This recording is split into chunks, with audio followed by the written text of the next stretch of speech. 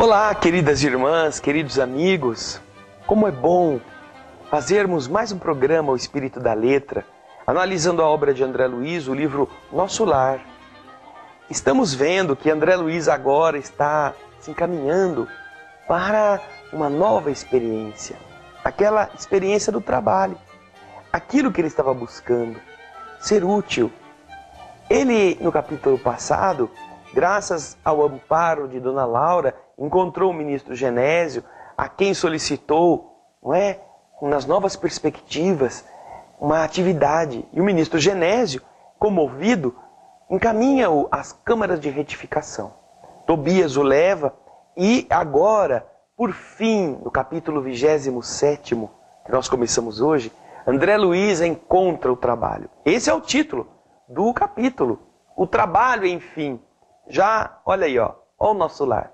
Já está com o seu? Já criou o seu cantinho de leitura? Pouca coisa, não precisa de muito não.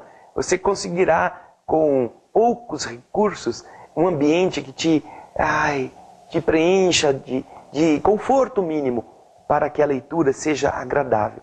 Então vamos ao capítulo 27º. Aqui nós vamos ver André Luiz com Tobias nas câmaras de retificação. E o capítulo é muito rico, portanto, já vamos logo agora começar a ler o que está nele. Acompanhe o texto, pegue o seu Nosso Lar, vamos juntos. Nunca poderia imaginar o trabalho que estava agora sob os meus olhos. Não era bem o hospital de sangue, nem o Instituto de Tratamento Normal da Saúde Orgânica. Era uma série de câmaras vastas, ligadas entre si e repletas do quê? Repletas de despojos humanos. Singular vozerio pairava no ar. Gemidos, soluços, frases dolorosas pronunciadas ao acaso, a esmo. Rostos escaveirados, mãos esqueléticas, facies monstruosas deixavam transparecer terrível miséria espiritual. Tão angustiosas foram minhas primeiras impressões que procurei os recursos da prece para não fraquejar.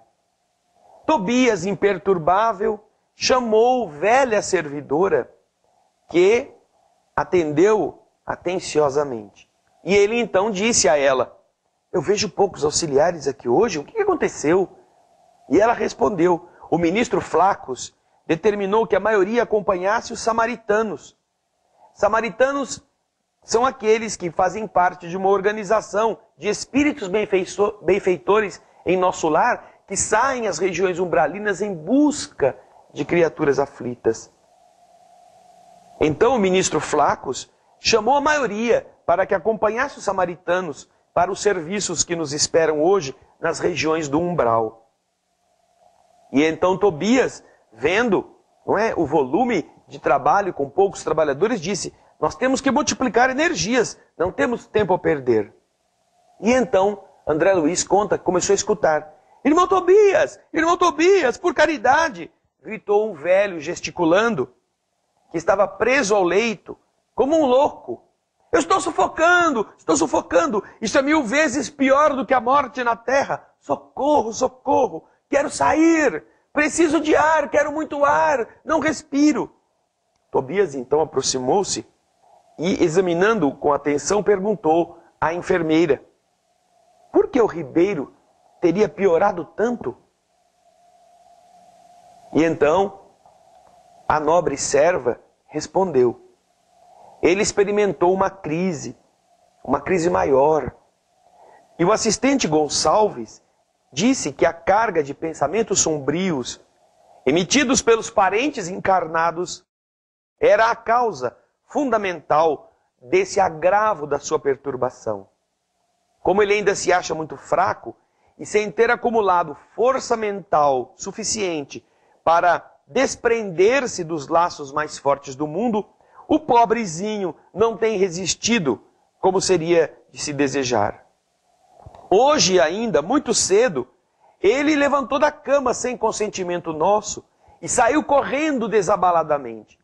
Gritava que lhe exigia uma presença no lar, que não poderia esquecer a esposa e os filhos chorosos, que era crueldade retê-lo aqui em nossas câmaras, distante de casa. Lourenço e Hermes, que eram outros 2 trabalhadores, esforçaram-se para trazê-lo de volta ao leito, mas foi impossível. Eu, então, resolvi aplicar alguns passes de prostração. Tirei dele as forças e a mobilidade, em benefício dele mesmo. E Tobias, pensativo, respondeu: fez muito bem. Vou pedir providências contra a atitude da família. É preciso que ela, a família, receba maior bagagem de preocupações para que nos deixe o Ribeiro em paz. Olha que interessante. Veja só, antes de irmos para o intervalo, um espírito que estava lá sofrendo o ataque vibratório dos pensamentos dos seus parentes. Lastimando porque tinha morrido, esquecendo de orar por ele, ficavam exigindo a sua presença, ficavam reclamando: por que você foi embora? E o que vai ser das crianças agora? Eu preciso da sua ajuda. Então, você já viu que males nós produzimos aqueles que dizemos amar? É o caso do Ribeiro. Tão desesperado ficou porque ele ainda não tinha esclarecimento, nem tinha mente em equilíbrio para manter-se a cavaleiro dessas exigências afetivas. Ele saiu correndo da cama querendo voltar para casa. E então, os enfermeiros, os responsáveis, usaram da caridade para tolher um pouco essas energias a fim de que ele ficasse na cama. Aplicando passes de dispersão para tirar a mobilidade e prostrá-lo um pouco, conseguiram que ele ficasse sossegado. E aí veio Tobias dizendo: ah, é assim então? Nós vamos providenciar alguns problemas a mais para a família na terra. Porque se ela está fazendo isso com o pobre Ribeiro, é porque ela não está tão ocupada com outras coisas que deveriam estar lutando, buscando concretizar. Vamos piorar um pouco a situação da família.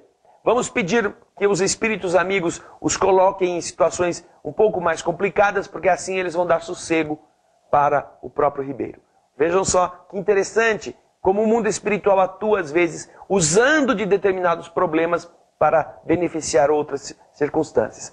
Próximo bloco, nós continuamos com o capítulo 27 do livro Nosso Lar. Fique aí.